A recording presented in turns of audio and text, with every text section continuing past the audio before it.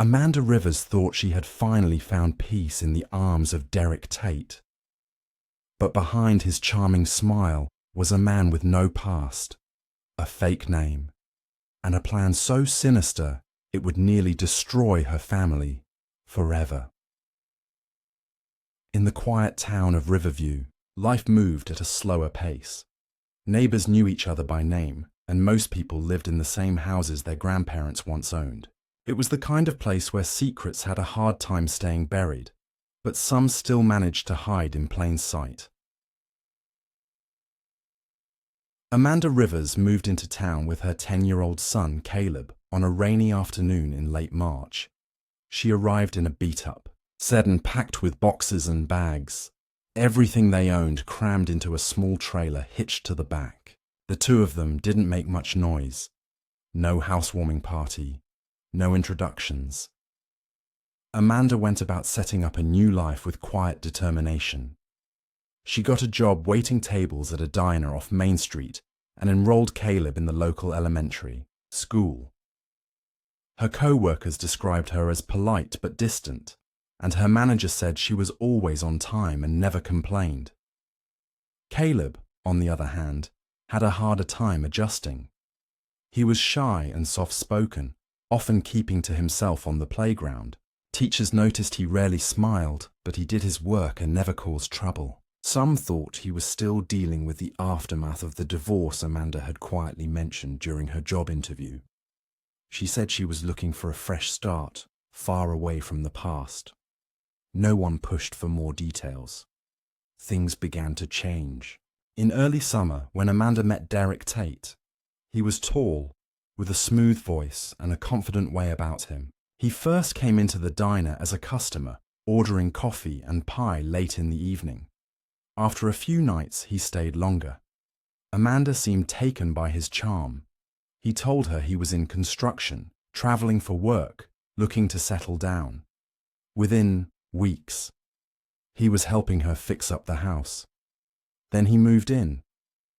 Neighbors noticed how quickly Derek became part of Amanda's life.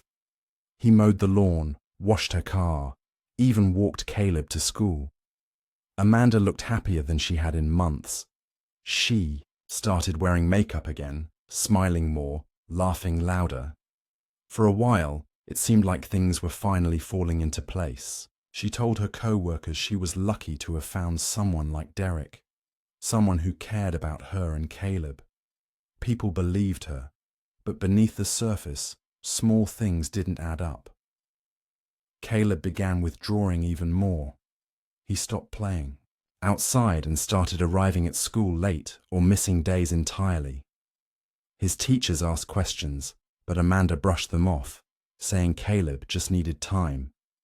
At the same time, Derek was hard to pin down. No one saw him working. He always seemed to be around but never talked much to others. He didn't attend neighborhood events or make conversation at the store. It wasn't long before whispers started. Still, nothing concrete seemed wrong. Amanda kept working. Caleb kept going to school, and Derek kept appearing at her side. From the outside, they looked like a family trying their best. But in Riverview, appearances could be deceiving, and what no one knew was that the true danger wasn't outside Amanda's door. It had already moved in. The morning Caleb Rivers disappeared was cold and grey, the kind that seemed to hang low over Riverview like a warning. Amanda made the 911 call just after 7 a.m. Her voice, tight and panicked, told the dispatcher that her son was gone. The bed was untouched, his backpack was missing, and the front door had been left slightly ajar. When police arrived, Amanda was standing on the front porch, arms wrapped around herself, shaking. There were no immediate signs of forced entry. Caleb's room was neat, almost too neat, with his shoes lined up by the door and his favorite hoodie missing. It looked like he had simply gotten dressed and walked out, as if he were heading to school, but it was Saturday, a detail that raised eyebrows early in the investigation. Amanda insisted she hadn't heard anything in the night. She said she woke up to find his room empty and panicked when he didn't respond to her calls.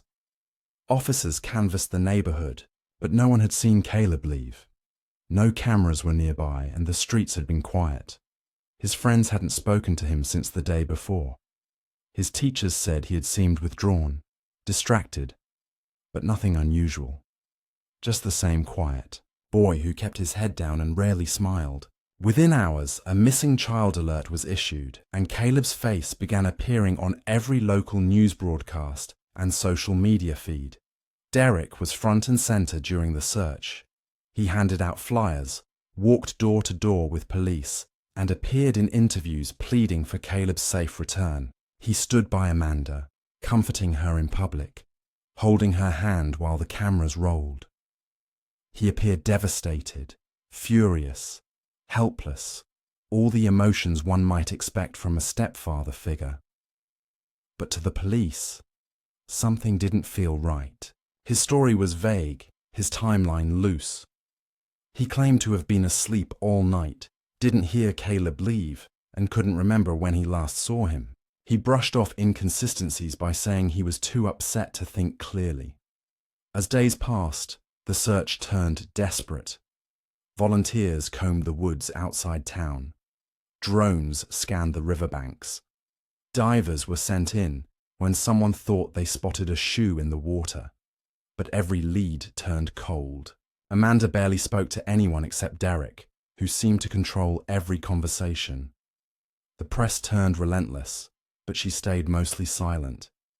At first, people sympathized with her, a grieving mother in shock. But soon, whispers returned. Why wasn't she more emotional? Why didn't she go on TV and beg for Caleb's return? Behind the scenes, detectives began to dig. They started with Derek, hoping to understand who this man was who had entered Amanda's life so suddenly. What they found was nothing.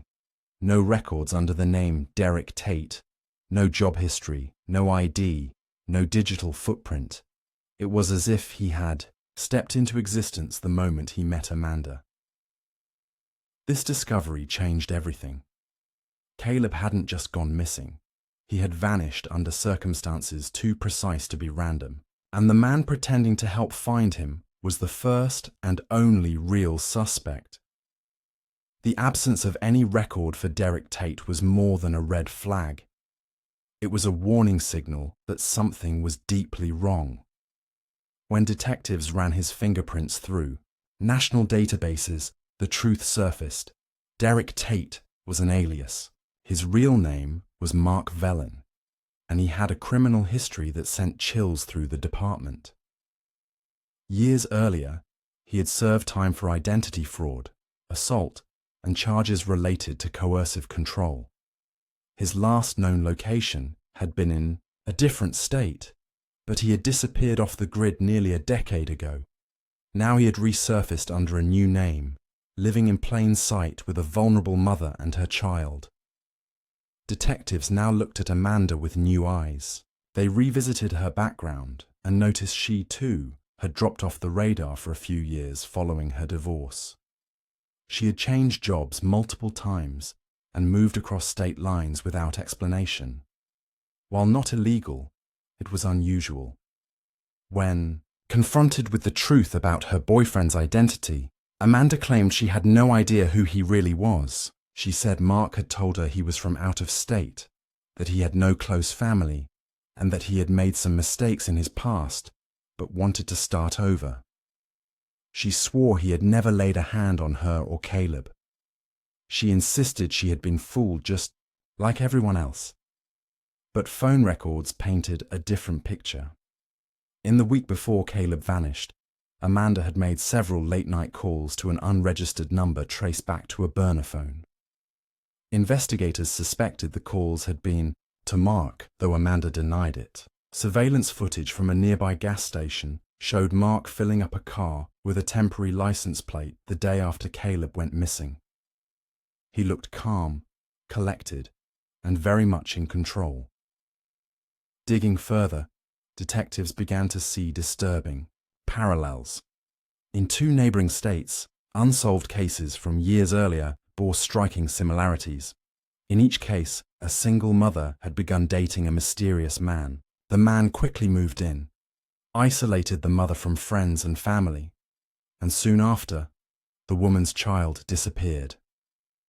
In both instances, the boyfriends vanished as soon as suspicion fell on them.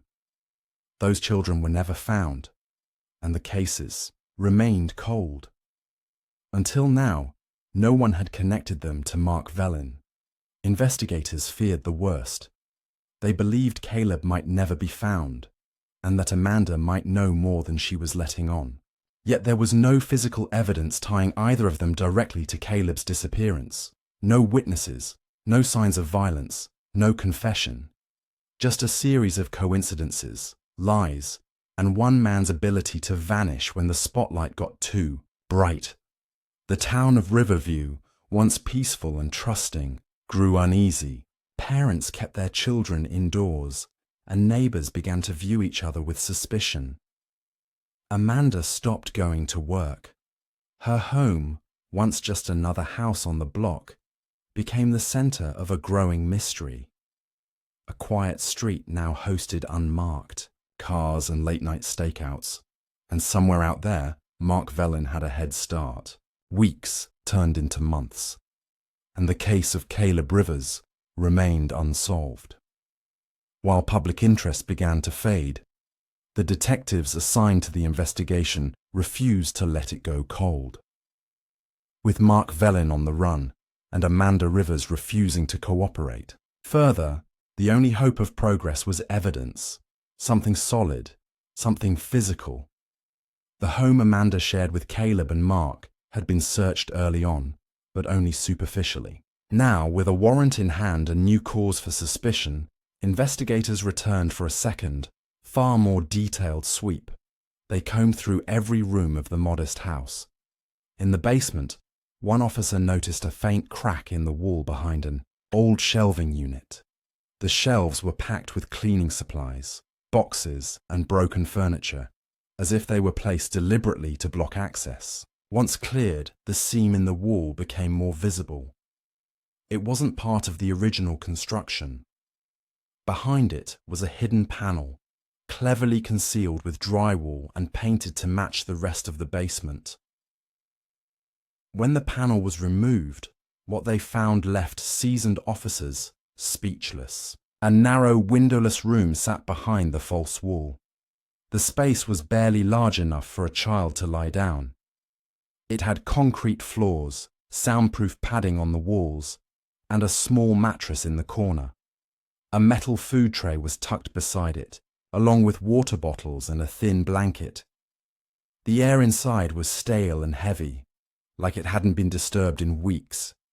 Most chilling of all was a toy truck, the same one Caleb was often seen carrying in old family photos, abandoned in the middle of the floor, coated in dust. The room had no natural light, no way to escape, and no external lock. It was a prison built with intention. Detectives knew immediately that Caleb had been kept there. For how long, they couldn't yet tell. Forensics were called in. DNA samples confirmed traces of Caleb's skin cells on the mattress and in the corners of the room. Hair samples were also found, some of which did not match Caleb's or Amanda's. Most likely, they belonged to Mark. In a corner of the room, they discovered a small surveillance camera hidden in the ceiling.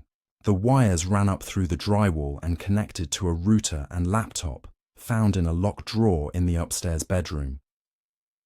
The laptop had been wiped clean, professionally and completely. The hard drive had been formatted with data wiping software, eliminating any potential evidence of video footage or communication. Someone knew exactly what they were doing. This discovery changed the entire tone of the investigation. Caleb hadn't just run away or been taken on impulse. This had been carefully planned, possibly over months. The hidden room showed a level of premeditation and control that pointed directly to Mark Velin. He had created a space to trap Caleb, shield him from discovery, and monitor him without detection. This wasn't a moment of anger. It was a strategy. What disturbed investigators even more was Amanda's reaction. When shown photos of the hidden room, she didn't cry.